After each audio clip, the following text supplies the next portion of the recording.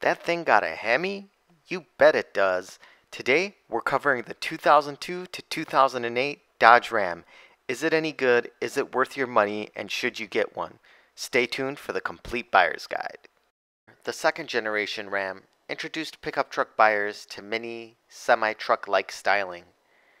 This pickup truck on steroids look proved very popular with consumers who were getting a little bit bored and tired with car-like design in pickup trucks. The bold grille, pronounced stance, and fender flares created a unique look. The interior, on the other hand, was pretty standard fare for the time. It was functional and nice, but it wasn't overly ergonomic and didn't offer a lot of creature comforts outside of power windows, locks, and mirrors. The second generation Dodge Ram can be credited with starting the renaissance for Dodge trucks. It brought more people into the showrooms and driving Rams than ever before. A direct evolution from the second generation Dodge Ram pickup, the third generation Dodge Ram's looks were heavily inspired by its older brother.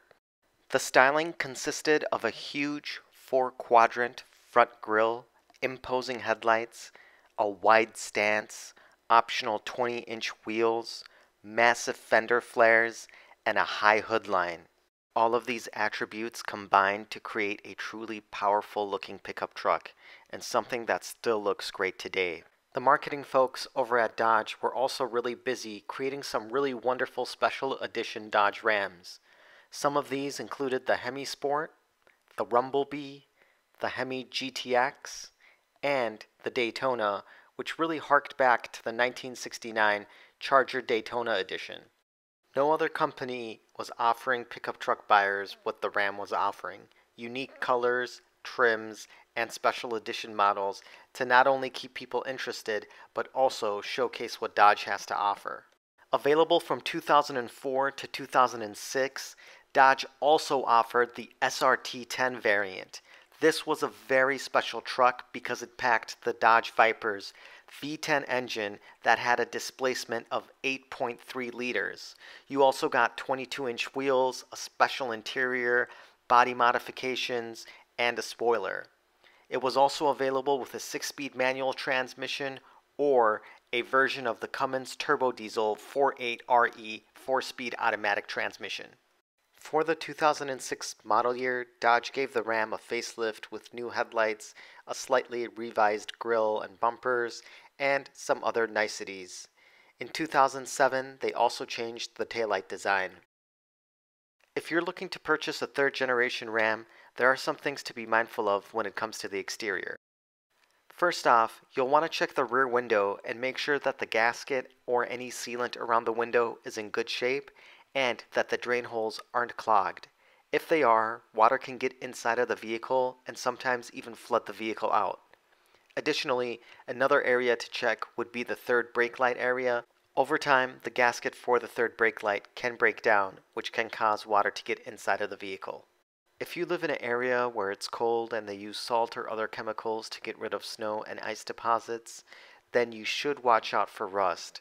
This includes on the rear fender wells and also on the frame itself. Unfortunately, these chemicals can really break down the body over time. When designing the interior of the third generation Dodge Ram, designers really took a hard look at what customers wanted, and the unanimous answer was more comfort. And to achieve a higher level of comfort, Dodge took away 3 inches from the bed of the truck and added it to the inside of the cab. This made the quad cab and regular cab very roomy, airy, and spacious. Additionally, they put a large emphasis on making the cabin ergonomic and easy to use. All of the controls could be used while you were wearing gloves, and the materials and overall design were up a notch from the previous second generation. Starting in 2006, they also offered the Megacab version, which offered the most interior space out of any other pickup truck in its class. If you did get a special edition model like the GTX, you got a special leather interior, and similarly, the SRT and other special editions also had unique interior trim options available. If you're looking to purchase a third generation Ram, there are some things to be mindful of when it comes to the interior. First, you'll want to check for any blend door actuator issues. What will happen is that the airflow won't come out of the correct vents or it won't be the correct temperature. Replacing this part is very labor intensive even if the part itself isn't expensive. Another thing that you'll want to look out for is cracked dashboards.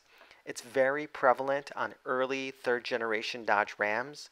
You can buy a dashboard cover or replace the dashboard itself, but again, that's an expensive proposition.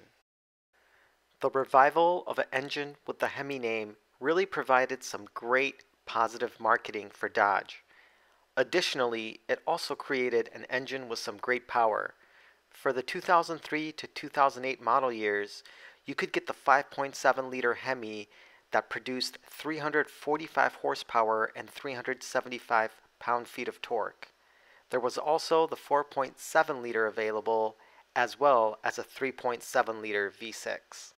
As the entry-level engine, the 3.7-liter Magnum V6 made 215 horsepower and 235 pound-feet of torque. Next up was the volume-leading engine, which was the Magnum 4.7-liter V8.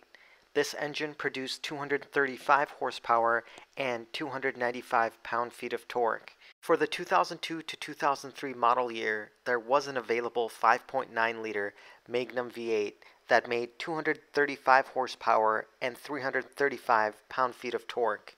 The 5.7-liter Hemi replaced the 5.9-liter Magnum V8, and this Hemi engine made 345 horsepower and 375 pound-feet of torque. And it was an engine that Dodge was really proud of. It gave you really good fuel efficiency for the size and power output of the engine, and it provided a very great pickup truck experience. The engine is simply powerful and torquey, and it makes driving the Ram very enjoyable.